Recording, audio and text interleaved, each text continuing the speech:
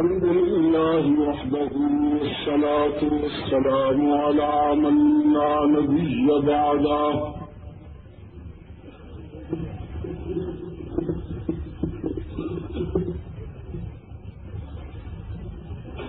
الحمد لله حمدا كثيرا كما أمر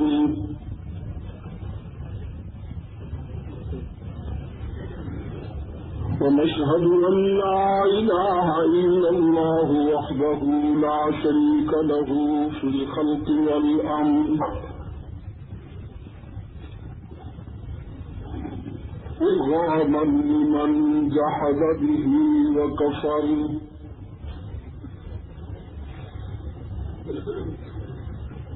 ونشهد أن سيدنا وسندنا محمدا عبده ورسوله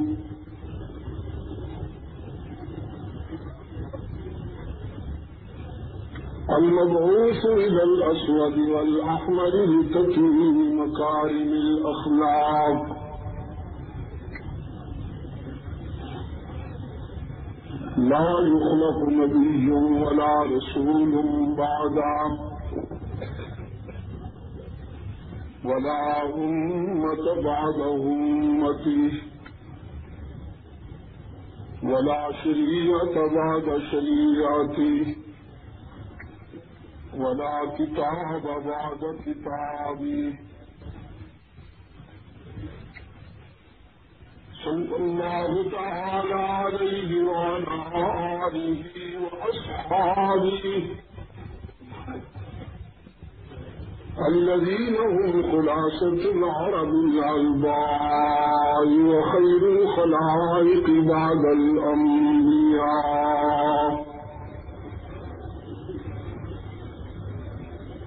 وهم كالنجوم في السماء للاهتداء والاقتداء وهم مفاتيح الرحمة ومصابيح الغرر أعوذ بالله من الشيطان الرجيم بسم الله الرحمن الرحيم إن هذا القرآن يهدي للتي هي أقوم صدق الله مولانا العظيم وعن أبي هريرة ومعاوية بن أبي سفيان رضي الله تعالى عنهم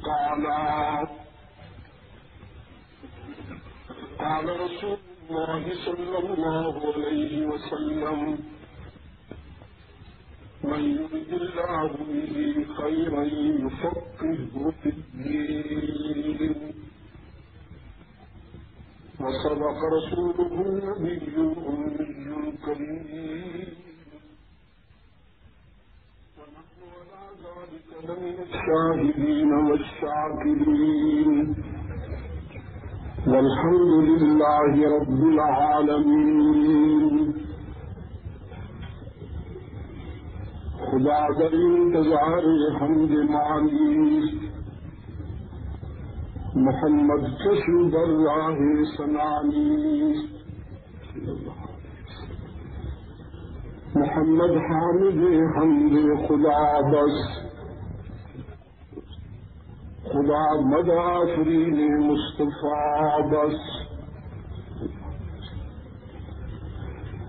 محمد استہی خواہم خدا را خدایا استو حب مصطفیٰ را اللهم صل على محمد وعلى آل محمد كما صليت على إبراهيم وعلى آل إبراهيم إنك حميد مجيد. اللهم بارك على محمد وعلى آل محمد كما باركت على إبراهيم وعلى آل إبراهيم إنك حميد مجيد. ارباب علم و دانش گرامی قدر علماء کرام، محترم بزرگوں، عزیز دوستوں، رفقاء جماعت، آج 30 اکتوبر 1997 ہم یہاں تنگ اللہ یار سندھ پاکستان میں عالمی مجلس تحفظ حقوق اہل سنت و جماعت تنگ اللہ یار کے زیر اہتمام حاجی عالم کانفرنس میں دعوت و تبلیغ کی نسبت سے جمع ہے۔ ایک طویل عرصہ سے یہاں کے احباب کا رابطہ تھا اور اصرار کہ میں یہاں حاضری کے لیے کوئی وقت طے کروں، لیکن مجھے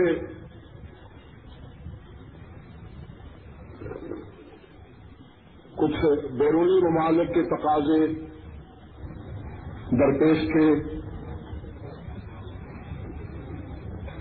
میں معذرت کرتا رہا، ان حضرات کا تعاقب جاری رہا، یہاں تک کہ ایک مرتبہ تو ہمارے عزیز حافظ محمد طاہر صاحب بالا کوٹ پہنچے، کاہان،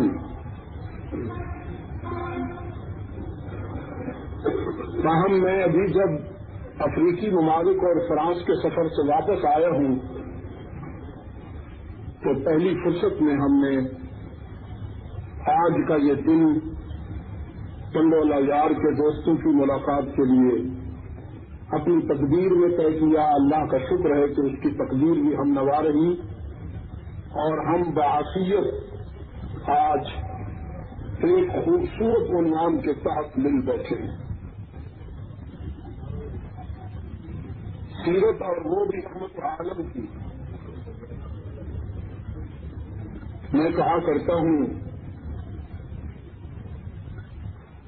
جبرائیل امین کی زبان چاہیے اس کو بیان کرنے کے لیے اور صدیق اکبر کا دل چاہیے اس موضوع کو سننے کے لیے۔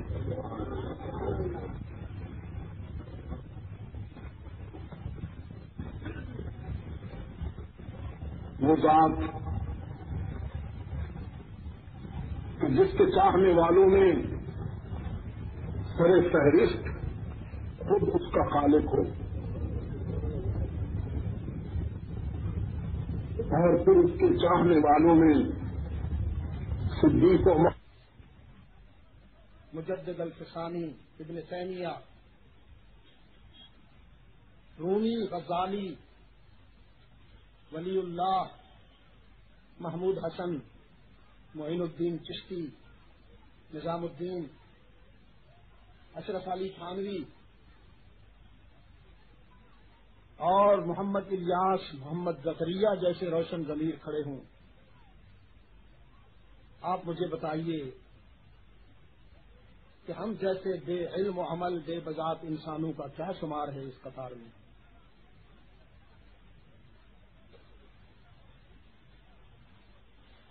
مخدومۃ المسلمین ام المومنین سیدہ عائشہ صدیقہ رضی اللہ تعالی عنہا سے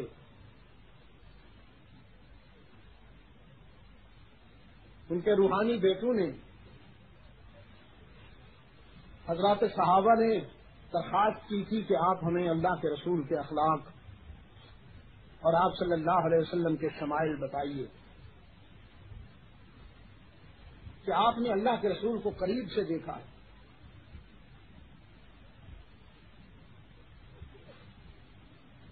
دو خوش نصیب انسان ہیں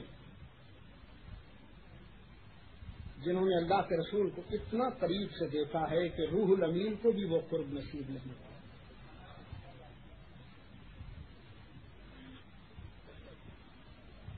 ایک مرد ہے، ایک عورت،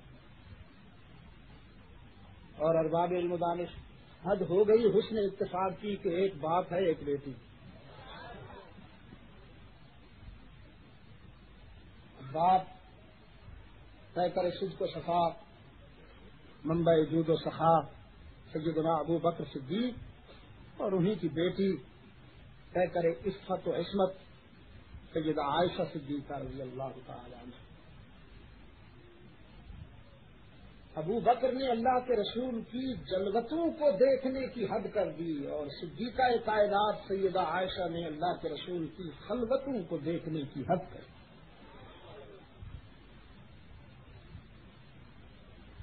رحمت عالم کی آؤٹ ڈور زندگی، آؤٹ ڈور لائف ابو بکر سے پوچھیے، اور ان ڈور لائف ان کی بیٹی سے پوچھیے۔ اور یہ قرب ازلی تھا، ابدی ہو گیا۔ یہ قرب ازلی تھا، ابدی ہو گیا۔ آج بھی رحمت عالم صلی اللہ علیہ وسلم جہاں سو رہے ہیں وہ سیدہ عائشہ کا حجرہ ہے، اور جو رحمت عالم کے سینے سے سر لگا کے سو رہا ہے وہ ابو بکر صدیق۔ اور ایک موقع پر اللہ کے رسول صلی اللہ علیہ وسلم نے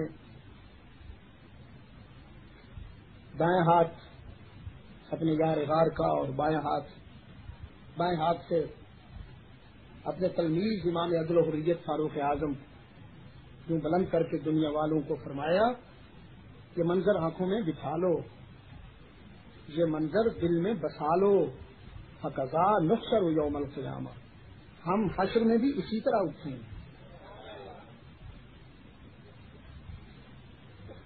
تو صحابہ نے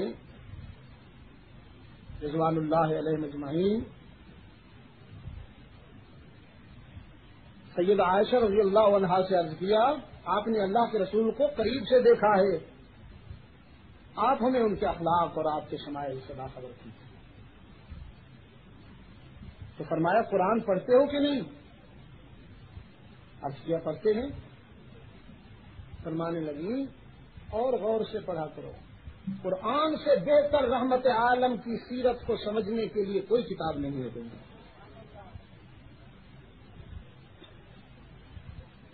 اور میرے واجب الاحترام بزرگوں اور عزیز دوستوں،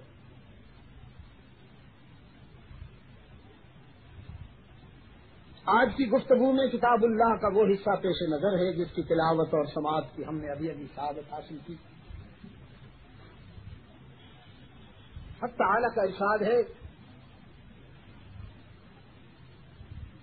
سیدھا راستہ تو بس قرآن ہی دکھائے گا۔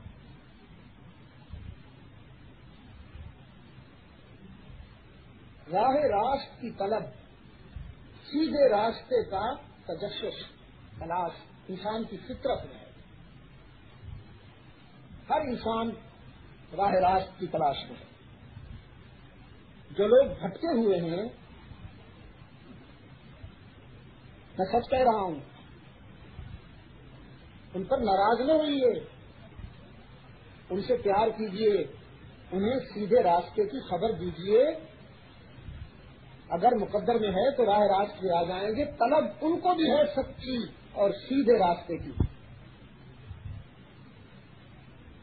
میرا تجربہ ہے، میں اپنے ورڈ ایکسپیرئنس سے بات کرتا ہوں، عالمی مشاہدے سے بات کرتا ہوں کہ اس وقت کا انسان جتنا بے چین ہے راہ راست کے لیے، شاید اس سے پہلے کبھی نہیں تھا۔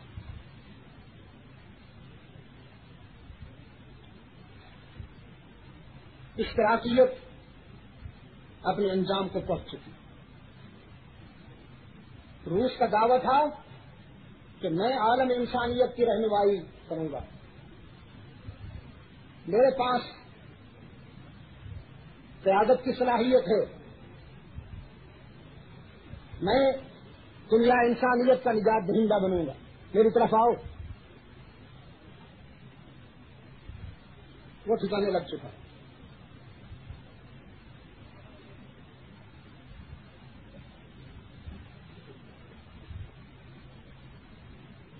وہ ٹھکانے لگ چکا، اور بڑے آرام سے کہہ رہا ہوں، ٹھنڈے لہجے کے ساتھ، جذباتی انداز میں نہیں کہہ رہا ہوں، ٹھنڈے لہجے کے ساتھ کہہ رہا ہوں کہ انشاءاللہ امریکہ کا انجام اس سے بھی برا ہونے والا ہے.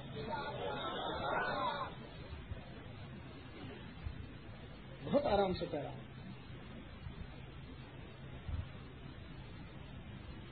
کلنٹن صاحب کا دماغ پھرا ہوا ہے آج کل, بہت بڑھتا ہے,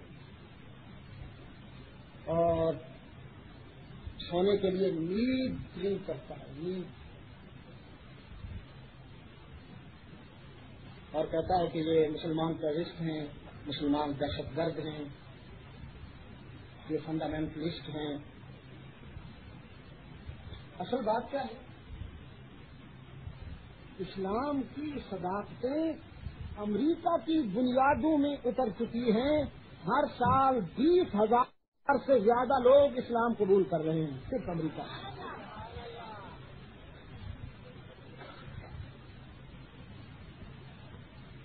آپ سے اسے کوئی خطرہ نہیں.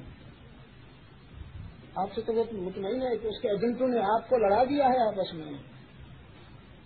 میں بھی دوستوں سے کہہ رہا تھا, ہمیں کسی باہر کے دشمن کی ضرورت نہیں, ہم خود ہی ایک دوسرے کے لیے کافی ہیں. یہاں سے ابلیس بھی بھاگ گیا ہے کہ یہاں تو مجھ سے بھی سینئر رہتے ہیں.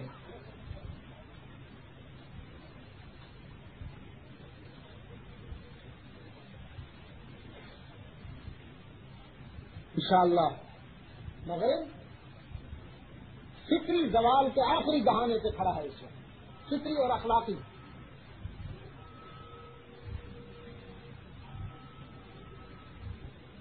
صرف قرآن میں اب یہ صلاحیت اللہ کے فضل و کرم سے کہ وہ انسانیت کی قیادت کرے. آپ کو یہ سن کر خوشی ہوگی, حیرت بھی ہوگی, خوشی بھی ہوگی کہ فرانس کا دوسرا بڑا مذہب اسلام ہے. دوسرا بڑا مذہب فرانس میں اسلام ہے. اور معمولی سی محنت کرنے سے اتنا میٹھا پھل ملتا ہے, اتنا میٹھا پھل ملتا ہے کہ توقع نہیں, خیال نہیں تھا. چھوٹی سی محنت کرنے سے لوگ اسلام کے دامن میں آ جاتے. پیرس کی جامع مسجد میں عید کی کئی نمازیں ہوتی ہیں کہ ایک وقت میں سارے مسلمان نہیں سما سکتے, جبکہ بجٹ وقت اس میں 50,000 لوگ نماز پڑھ لیتے ہیں.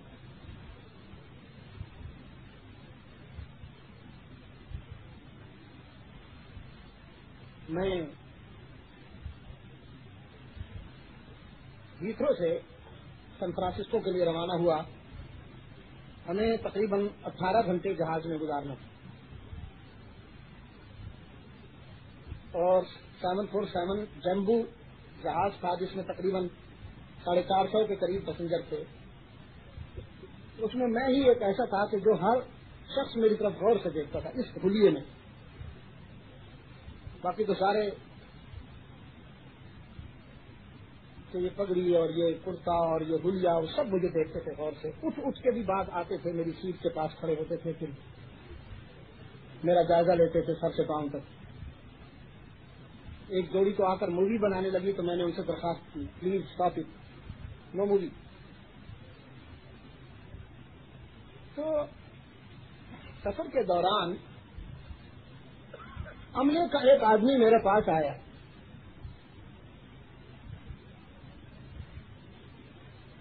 مجھ سے کہنے لگا کہ جہاز کا جو کیپٹن ہے, پائلٹ ہے جو جہاز چلا رہا ہے, وہ آپ سے کچھ باتیں کرنا چاہتا ہے. تو وہ تو اٹھ نہیں سکتا وہاں سے. اف یو ڈونٹ فیل آپ چلیے. میں نے کہا اوکے آئی ایم ریڈی, چلیے. وہ مجھے کاغذات میں لے گئے, جہاں بیٹھے ہوتے ہیں جہاز چلانے والے پائلٹ وغیرہ. ادھر وہ بیٹھا تھا, ادھر اس کا جونیئر بیٹھا تھا, بیچ میں چھوٹی سی ایک میز تھی, اس پہ ان کے وہ رکھے تھے ظروف, جس الکوہل وغیرہ وہ جو پی رہے تھے. تو اس نے کہا کہ یو آر فرام انڈیا. میں نے کہا نو آئی ایم فرام پاکستان. تو یو مسلم؟ الحمد للہ مسلم. And you? میں صرف انسان ہوں اور کچھ نہیں.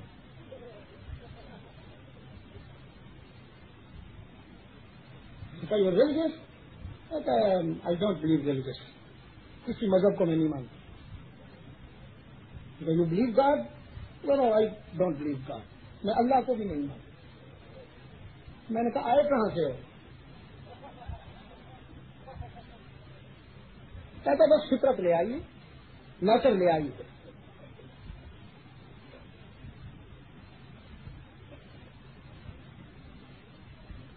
ہاں میں نے کہا ایسی بات نہیں ہے مسٹر، بیٹھ سکتا ہوں؟ اس سے میں نے پوچھا آئی کین سیٹ ہیئر. لیکن کیسے بیٹھوں؟ یہاں تو تمہارے وہ پڑے ہوئے ہیں، مصیبت پڑی ہوئی ہے. انہوں نے ہٹا لیا، ایک طرف کر لیا اور میں وہاں ڈٹ گیا. اپنے رب سے میں نے مدد مانگی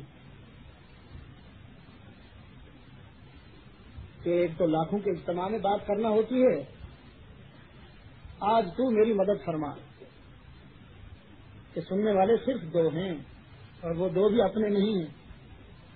تو میں بات کروں تو جواب میں سبحان اللہ ملے، جواب میں تحسین ملے، جواب میں محبتیں ملیں. سننے والے دونوں اپنے نہیں ہیں. پتہ نہیں میری بات کا اینڈ کیا ہوگا، انجام کیا ہوگا. تو میری مدد فرما. میں نے کہا تو یہ سمجھتا ہے کہ تمہیں نیچر لائی ہے، جیسے کوئی پودا اگ پڑتا ہے. ہاں جی، بارش کے بعد دھرتی سے مختلف پودے اگتے ہیں. بھائی تمہارا بیگ بہت غیر معقول ہے. میں نے پہلے کہا تھا تمہیں.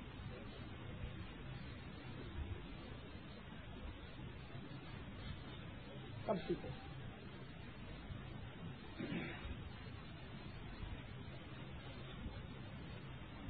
پودے کی طرح نہیں اگے ہو.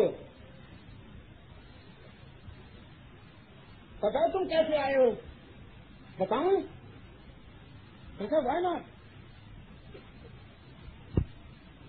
میں نے کہا وَمِنْ آيَاتِهِ أَنْ خَلَقَكُم مِّن تُرَابٍ.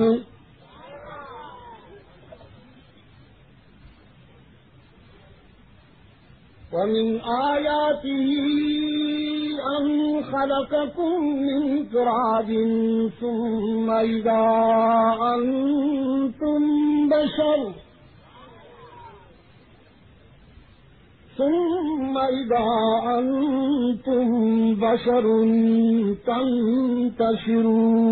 تنتشرون.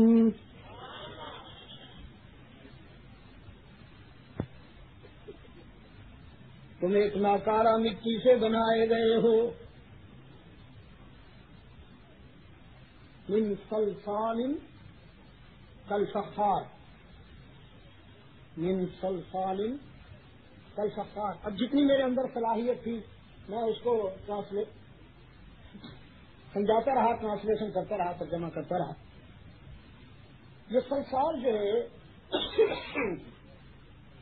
سب مٹی کے برتن بناتے ہیں یا اینٹیں بناتے ہیں، تو جو برتن یا جو کچی اینٹ آگ میں سڑ جاتی ہے، نہ اینٹ رہتی ہے، نہ برتن رہتی ہے، اور نہ وہ بس عجیب سی وہ ایک بگڑی ہوئی صورت اس کی بن جاتی ہے.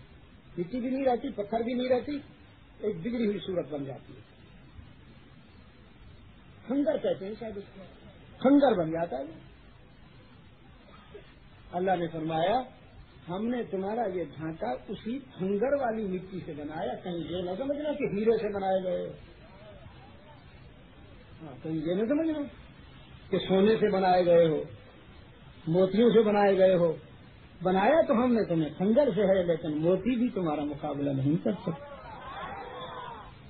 ہیرے بھی تمہارا مقابلہ نہیں کر سکتے.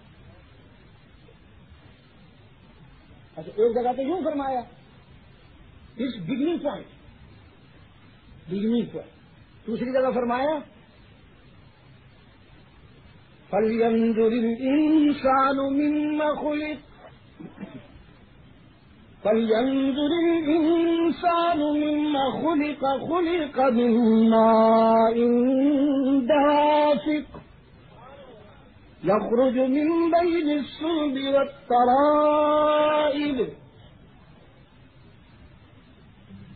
کبھی انسان نے غور کیا کہ یہ بنا کیسے؟ ایک قطرہ ناپاک سے، وہ قطرہ ناپاک جس سے تو بھی نفرت کرتا ہے. وَلَقَدْ خَلَقْنَا الْإِنسَانَ مِنْ سُلَالَةٍ مِّن طِينٍ ثُمَّ جَعَلْنَاهُ نُطْفَةً فِي قَرَارٍ مَّكِينٍ.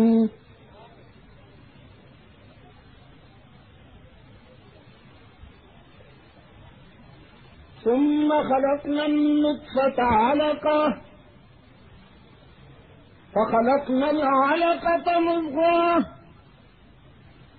فخلقنا المضغة عظاما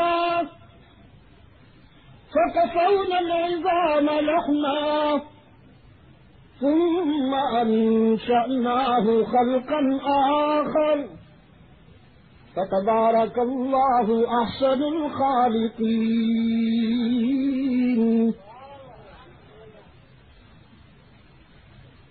یہ مختلف مراحل ہیں، پراسس ہیں تمہاری تخلیق کے.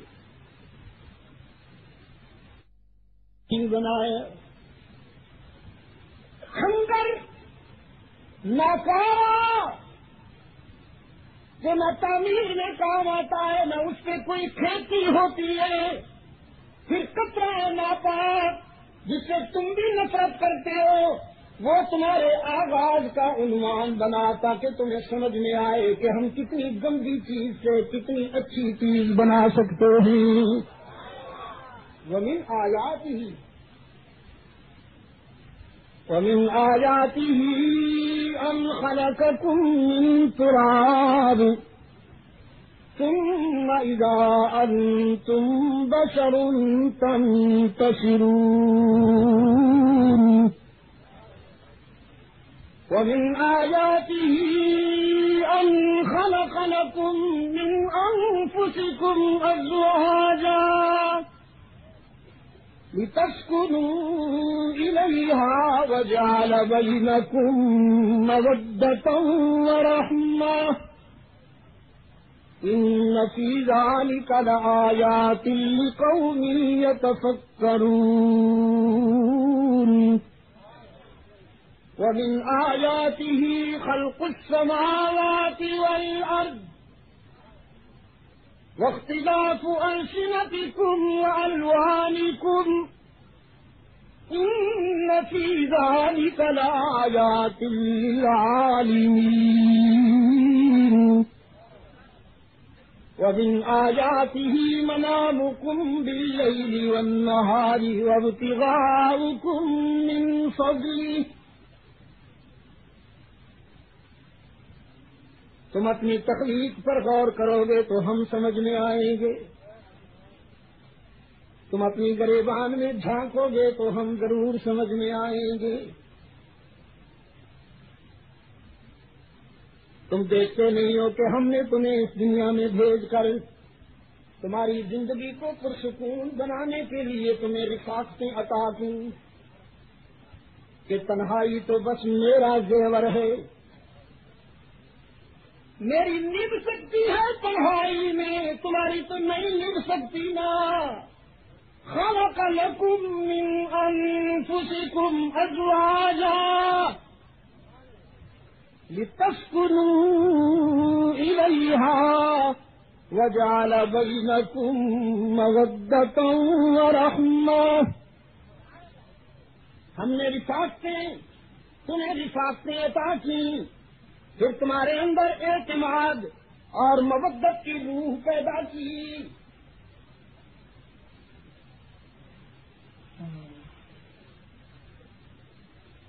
اچھا، ایک اور بھی بگننگ پوائنٹ ہے علماء اگر مجھے اجازت دیں. یہ تو ہے نا کہ ہم خلقکم من تراب فلینظر الانسان مما خلق وَلَقَدْ خَلَقْنَا الْإِنسَانَ مِنْ سُلَالَةٍ مِّن طِينٍ.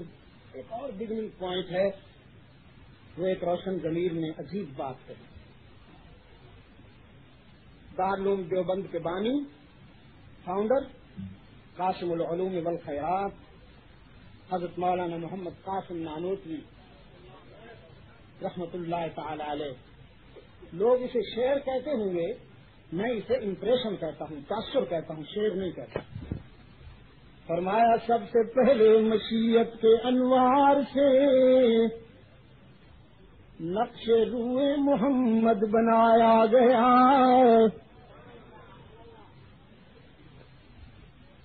اب میں وہاں سے جہاز کی بلندی سے اتر کر آپ کے پاس آ گیا ہوں. اب یہ باتیں ہماری اور آپ کی ہو رہی ہیں، وہاں میں نے یہ نہیں کہا تھا. وہاں کی بات پھر شروع کریں گے. یہ میں اور آپ باتیں کر رہے ہیں، یہ ہماری گفتگو ہے. اس تھوڑی سی تصدیق ہو گئی اس لیے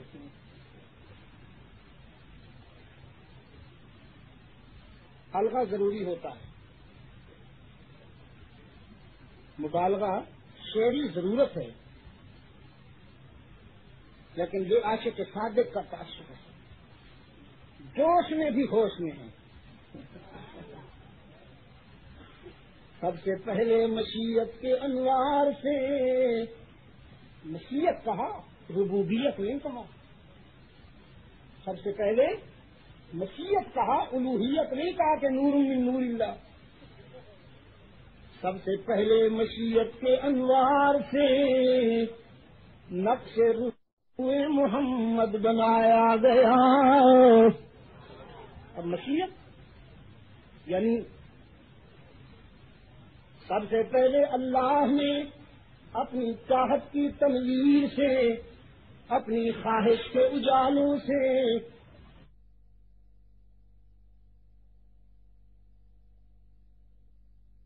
کی تخلیق کا راز تم نہیں جانتے، میں جانتا ہوں.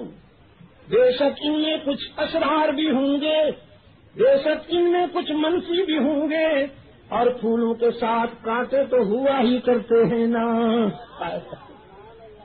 پھولوں کے ساتھ تو کانٹے ہوا ہی کرتے ہیں، یہ قانون فطرت ہے. اور کسی فارسی والے نے کہا بہر یک گل زحمت صد خار می باید کشید.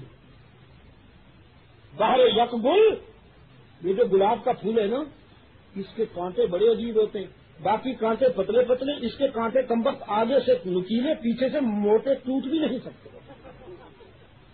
اور یہ ہے پھولوں کا سردار. گلاب کا پھول جو ہے یہ king of the flowers, king, بادشاہ ہے پھولوں کا.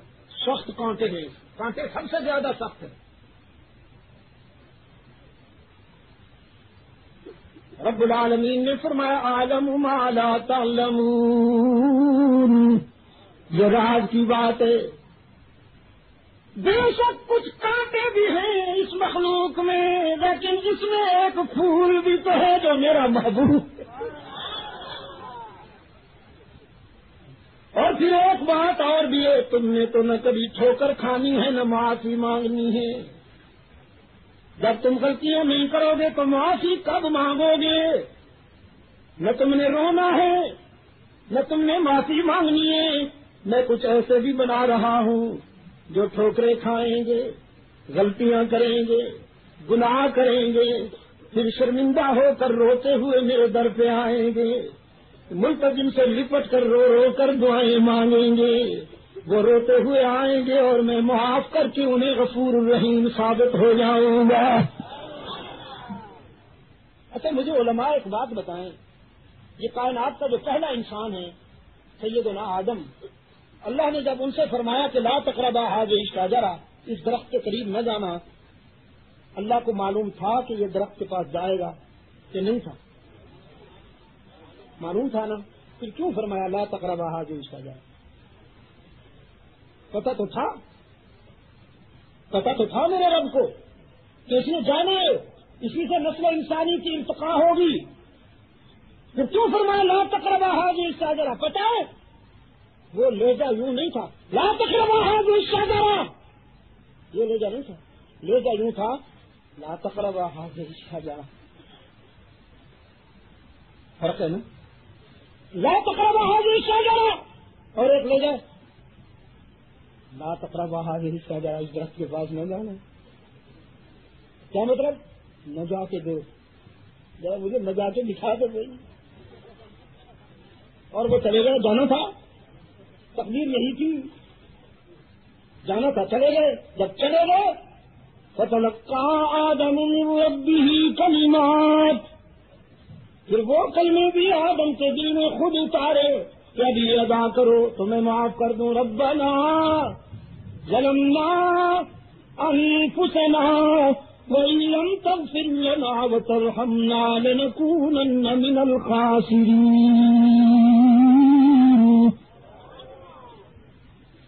کائنات کا پہلا انسان، اس کی تخلیق کے حوالے سے قرآن کریم نے انسانیت کو میسج دیا، انسانیت کو پیغام دیا کہ تمہاری پہچان یہ ہے کہ تم ٹھوکر کھاؤ گے.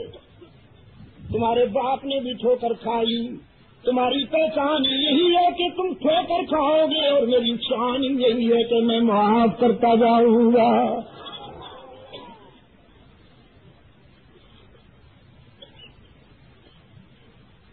تو میں نے کہا بابو کوئی تخلیق ایسے نہیں ہے کہ بس تو اچانک آ گیا، فطرت لے آئی تجھے.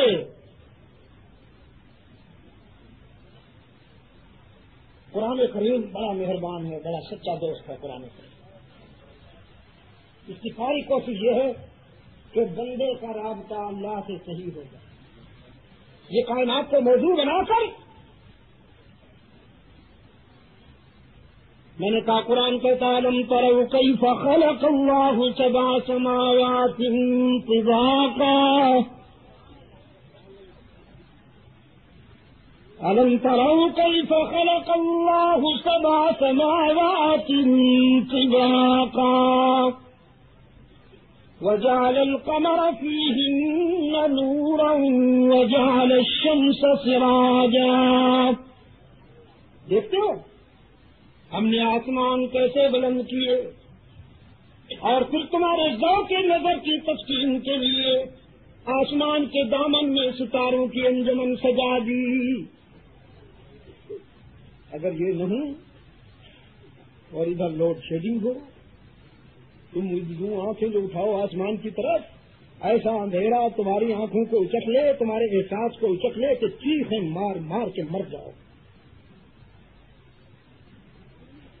إن في خلق السماوات والأرض واختلاف الليل والنهار والفلك التي. میں نے کہا قرآن کہتا ہے أَلَمْ تَرَوْا كَيْفَ خَلَقَ اللَّهُ سَبْعَ سَمَاوَاتٍ طِبَاقًا أَلَمْ تَرَوْا كَيْفَ خَلَقَ اللَّهُ سَبْعَ سَمَاوَاتٍ طِبَاقًا وَجَعَلَ الْقَمَرَ فِيهِنَّ نُورًا وَجَعَلَ الشَّمْسَ سِرَاجًا. دیکھتے ہو ہم نے آسمان کیسے بلند کیے، اور پھر تمہارے ذوق نظر کی تسکین کے لیے آسمان کے دامن میں ستاروں کی انجمن سجا دی.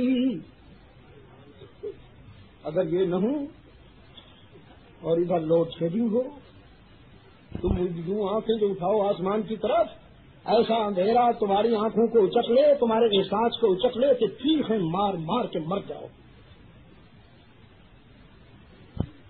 إن في خلق السماوات والأرض واختلاف الليل والنهار والفلك التي تجري في البحر بما ينفع الناس وما أنزل الله من السماء من ماء فأحيا به الأرض بعد موتها وبث فيها من كل دابة وتصريف الرياح والسحاب المسخر بين السماء والأرض لآيات لقوم يعقلون. بادلوں کے قافلے رواں دواں ہیں، کس کی یاد دلاتے ہیں؟ ہوائیں کبھی صبا بن کر کبھی سرسر بن کر چل رہی ہیں، کس کی یاد دلاتی ہیں؟ آسمان سے پانی برستا ہے، یہ پانی عرش سے نہیں آتا، یہ یہیں سے تیرے سمندروں سے اٹھایا جاتا ہے. نمکین اور کڑوا پانی ہوائیں اٹھا کے لے جاتی ہیں اور بلندی کے ایک معیار پر قدرت اسے فلٹر کرتی ہے اور فلٹر کر کے اس کڑوے اور نمکین پانی کو ٹھنڈا اور میٹھا بنا کر تجھ پہ برساتی ہے. یہ کس کی یاد دلاتا ہے؟ روئے زمین پر چلنے پھرنے والے جانور، وَبَثَّ فِيهَا مِن كُلِّ دَابَّةٍ، کچھ چلنے والے، کچھ ریگنے والے، کچھ تیرنے والے، کچھ دوڑنے والے، کچھ اڑنے والے، یہ کس کی یاد دلاتے ہیں؟ اور پانی کے لطیف دوش پر جہاز، اسٹیمرز، کشتیاں چلتی ہیں. آہن و فولاد کی فطرت ڈوبنا ہے، لیکن آہن و فولاد کے ڈھانچوں کو پانی کے دوش پر چلانے والا کون؟ اللہ ہی. اللہ ہی میرے عزیز. گردے سے لیل و نہار، ٹھیک وقت پر دن جاتا ہے، رات آتی ہے، ٹھیک وقت پر رات جاتی ہے، دن آتا ہے. جو اسے نہیں مانتے وہ بھی گھڑیاں اسی کے نظام سے درست کرتے ہیں. قرآن کہتا ہے رأیتم ان جعل اللہ علیکم اللیل سرمدا الی یوم القیامہ من الہ غیر اللہ یأتیکم بضیاء قل أرأيتم إن جعل الله عليكم النهار سرمدا إلى يوم القيامة من إله غير الله يأتيكم بليل تسكنون فيه. اگر ہم رات کو حکم دے دیں قیامت تک کے لیے ٹھہر جا، تو بتاؤ تمہارے پاس کوئی مشکل کشا، کوئی حاجت روا ہے جو دن لے آئے؟ اگر ہم دن کو حکم دے دیں کہ قیامت تک کے لیے رک جا، من الہ غیر اللہ، تمہارے پاس ہے کوئی کارساز، ہے کوئی دستگیر جو رات لے آئے ٹھیک وقت پر؟ رات کو لے جانے اور دن کو لانے والا کون ہے؟ اور ٹھیک وقت پر دن کو لے جانے، رات کو لانے والا کون؟ وہ ایک ہاتھ سے جہاز کے کل پرزے ٹھیک کر رہا تھا، اور یہ جو ہاتھ تھا نا اس کا، اس کو اس نے سٹینڈ بنا کر اپنی تھوڑی یوں رکھ لی اور میری طرف یوں دیکھتا. میں نے قرآن کریم کا ایک اور ورق پیش کر دیا، فَلَا يَنظُرُونَ إِلَى الْإِبِلِ كَيْفَ خُلِقَتْ. تم نے اونٹ کو دیکھا کیسے بنایا گیا؟ میں نے اس سے پوچھا اونٹ دیکھا کبھی کیمل؟ کہتا یس دیکھا.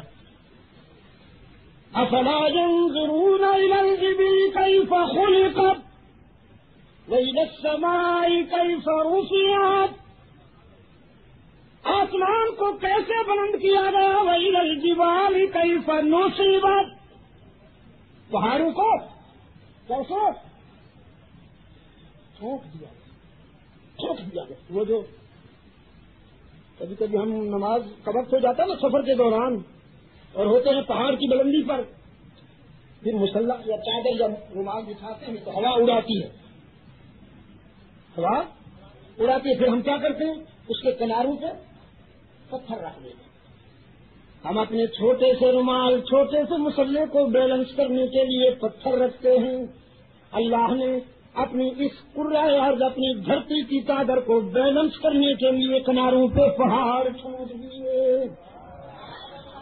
افلا ينظرون الى الابل كيف خلقت والى السماء كيف رفعت والى الجبال كيف نصبت والى الارض كيف سطحت فذكر انما انت مذكر. سوچ جانور بن کے کیوں زندہ رہتا ہے؟ کیوں سمجھتا ہے کہ میں کر لے آئی، میرا کوئی خالق نہیں؟ وَلَكُمْ فِيهَا جَمَالٌ حِينَ تُرِيحُونَ وَحِينَ تَسْرَحُونَ وَتَحْمِلُ أَثْقَالَكُمْ إِلَى بَلَدٍ لَّمْ تَكُونُوا بَالِغِيهِ إِلَّا بِشِقِّ الْأَنفُسِ إِنَّ رَبَّكُمْ لَرَءُوفٌ رَّحِيمٌ وَالْخَيْلَ وَالْبِغَالَ وَالْحَمِيرَ لِتَرْكَبُوهَا وَزِينَةً وَيَخْلُقُ مَا لَا تَعْلَمُونَ. یہ جانور، یہ مویشی کچھ تمہارا بوجھ اٹھانے والے، کچھ تمہیں اپنا گوشت کھلانے والے، کچھ ساری زندگی پنجروں میں تمہارے ڈیروں میں قید تنہائی میں گزار کر تمہارے ذوق کی تسکین کرنے والے، کچھ تمہیں دودھ پلانے والے. ان لکم فی الانعام لعبرۃ نسقیکم مما فی بطونہ من بین فرث ودم لبنا خالصا سائغا للشاربین. دودھ کا گلاس جانور کی طرح نہ پی جایا کرو. ایک لمحہ پہلے ذرا سوچا کرو کس نے بھیجا، کہاں سے آیا. تیری بکری کی رنگت سیاہ، اس کا خون سرخ، اس کا فضلہ بدبودار، اور یہ دودھ انہی پروسیس سے گزر کے آیا ہے، انہی مرحلوں سے گزر کے آیا ہے. لیکن بتانا تیرے گلاس میں آنے والے دودھ میں بکری کی سیاہی کو بھی شامل نہیں ہونے دیتا، خون کی سرخی کو بھی شامل نہیں ہونے دیتا، فضلے کی بو کو بھی شامل نہیں ہونے دیتا. وہ کون ہے؟ ان منفی چیزوں میں سے لبنن خالصا سائغا للشاربین. خوش رنگ اور خوش جا کا دودھ پلانے والا کون؟ قرآن کہتا ہے وفی الارض قطع متجاورات وجنات من اعناب وزرع ونخیل صنوان وغیر صنوان یسقى بماء. بارش تو ایک طرح کی ہوتی ہے، کوالٹی میں کوئی فرق نہیں ہوتا، لیکن اس ایک بارش اور ایک مٹی کے ملاپ کے نتیجے میں اگنے والی کھیتیاں اور درخت مختلف، ان کی رنگتیں مختلف، قامت و جسامت مختلف، پتے مختلف، پھل مختلف، پھلوں کا ذائقہ مختلف.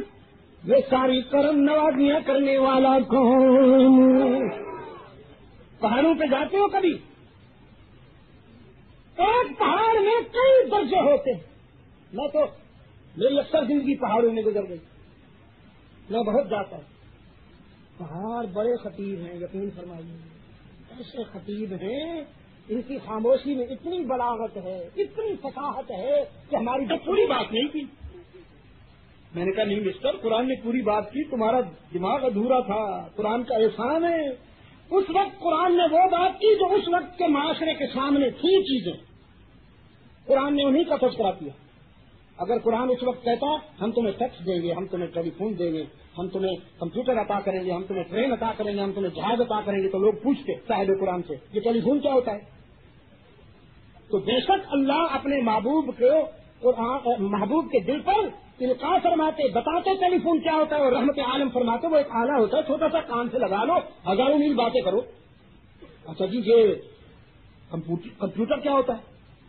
بس ایک چھوٹی سی مشین ہوتی ہے، اس میں اتنا مواد فیڈ ہو جاتا ہے کہ بڑے بڑے کتب خانے لائبریریوں میں اتنا مواد نہیں آ سکتا جتنا وہ چھوٹے سے کمپیوٹر میں آ جاتا ہے. اچھا جی یہ پلین کیا ہوتا ہے، جہاز کیا ہوتا ہے؟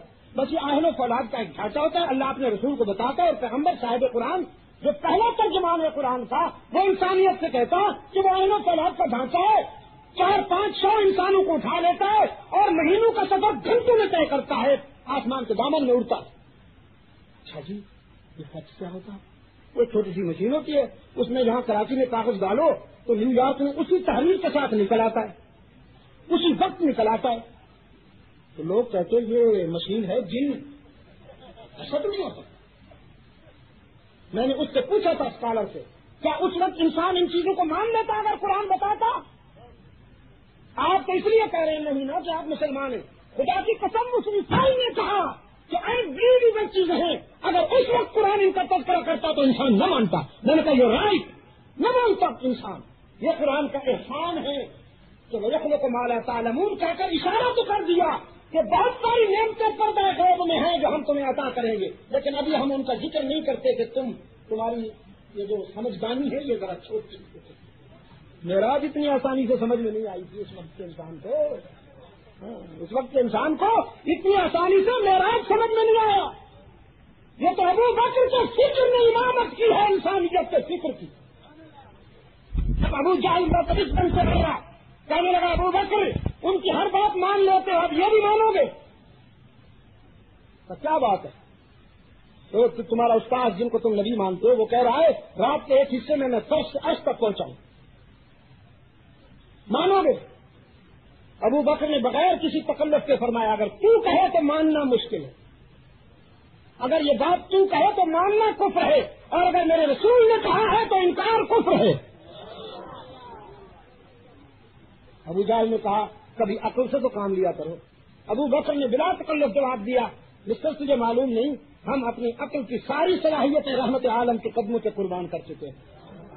سچ وہ نہیں جو ہماری عقل میں آئے، سچ وہ ہے جو رحمت عالم کی زبان سے آئے، ہماری عقل میں آئے یا نہ آئے یہ تو چھوٹی سی بات ہے، ہم تو اس سے بڑی بات مان بیٹھے ہیں۔ ہمارے رسول نے کہا تمہارا معبود ہر جگہ موجود، مشکل کشا حقیقی، حاجت روا کارساز، داتا و دستگیر، ہر وقت وہ تمہیں دیکھ رہا ہے، تمہاری باتیں سن رہا ہے، تمہارے دل کی دھڑکنوں کو جانتا ہے، اسی سے مانگا کرو، اسی کے آگے جھکا کرو، وہی عبادت کے لائق ہے۔ ہم نے مان لیا، یؤمنون بالغیب ہماری صفت ہے، یؤمنون بالغیب ہماری صفت بیان کیا قرآن نے۔ ابو جہل نے کہا دیکھے بغیر مان لیا، ابو بکر نے فرمایا ہاں دیکھے بغیر مان لیا۔ ابو جہل نے کہا ہم تو ایسا نہیں کرتے، ہم تو پہلے دیکھتے ہیں، ہمارے جتنے کنکر اتنے شنکر، ہم دیکھتے ہیں پھر ان کو سجدہ کرتے ہیں۔ تم بغیر دیکھے مان لیا، تم نے کیوں نہیں کہا اپنے رسول سے پہلے خدا دکھاؤ پھر سجدہ کریں گے؟ علم ہوتا مشاہدہ ہوتا ہے، نالج اور ایکسپیرئنس میں بڑا فرق ہے۔ ابو بکر نے فرمایا تیری سمجھ میں بات نہیں آئے گی رئیس الحمقاء، اگر ہم مچل جاتے اپنے آقا سے کہتے کہ ہمیں پہلے خدا دکھاؤ تو پھر سجدہ کریں گے، تو رب کعبہ کی قسم شاید ہمارا محبوب ہمارا آقا ہمارے معبود کے حسن و جمال کی کوئی جھلک دکھا دیتا۔ ابو جہل نے کہا پھر یہ کیا ہوا؟ دکھا دیتا تو تمہارا یقین اور بڑھ جاتا۔ نہ یہی تو بات ہے نا، اگر ہمارا رسول ہمیں ہمارے خدا کے حسن و جمال کی کوئی جھلک دکھا دیتا تو ہمیں ایمان کا وہ مقام نصیب نہ ہوتا جو رسول کی زبان سے سن کر نصیب ہوا ہے۔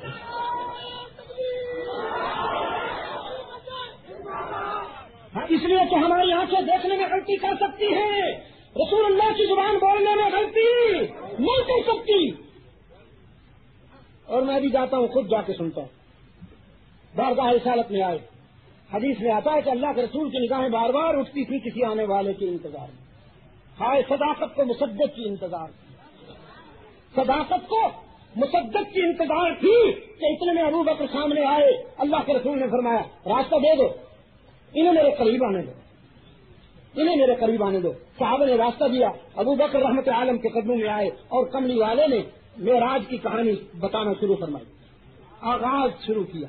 ہر وقت سے پر جو ہی رحمت عالم وقفہ فرماتے ہیں ابو بکر صدقہ کی مہر لگاتا ہے، اور جب رحمت عالم معراج کی بات پوری کر چکے تو صدیق اکبر کا عشق جھوما، فرمایا میرا سجن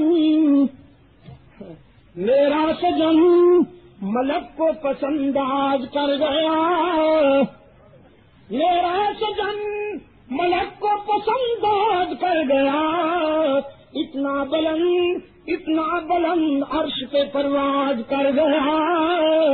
پھر محبوب کی طرف دیکھ کے عرض کیا تیری معراج کہ تو لوح قلم تک پہنچا، تیری معراج کہ تو لوح قلم تک پہنچا، اور میری معراج کہ میں تیرے قدم تک پہنچا۔ تیرا عرش معلا ہے اور میرا عرش تیرے قدموں کی حاضری ہے۔ تو میں نے کہا اس وقت تو معراج بھی اتنی آسانی سے سمجھ میں نہیں آیا تھا، یہ قرآن کا احسان ہے۔ جہاز کا تذکرہ تو نہیں میں نے اس سے کہا، لیکن قرآن نے کشتی کی مثال دی، چلانے والے کے بغیر کشتی بھی نہیں چلتی، میں نے کہا اس جہاز کو تم چلا رہے ہو نا، اگر تم نہ ہو تو کہتا ہے ریموٹ کنٹرول، وہ ہے نا آپ کا ریموٹ کنٹرول، وہ ناسا والے لے کے بیٹھتے اور سیارے گردش کرتے ہیں پوری کائنات کی۔ میں نے کہا کنٹرولر بھی تو ہے نا، اگر کنٹرولر بھی نہ ہو، ریموٹ کو وہ کنٹرول نہ کرے تو اس نے کہا پلین گر جائے گا، سیارہ گر جائے گا۔ تو میں نے کہا اتنا چھوٹا سا جہاز کنٹرولر کے بغیر نہیں کر سکتا تو یہ پوری کائنات کا نظام کنٹرولر کے بغیر کیسے چل سکتا ہے؟ کہنے لگا یہ بات کس نے کہی ہے، یہ تصور کس نے دیا ہے، یہ تھیوری کس نے دی ہے؟ میں نے کہا میرے آقا نے، ہادی عالم نے، محمد عربی نے دی ہے۔ خدا کی قسم، سندھ اللہ یار والو، سندھ کے روشن ضمیروں، ابھی جہاز زمین پہ نہیں اترا تھا کہ اس بحریہ نے محمد عربی کی غلامی کا اعلان کر دیا۔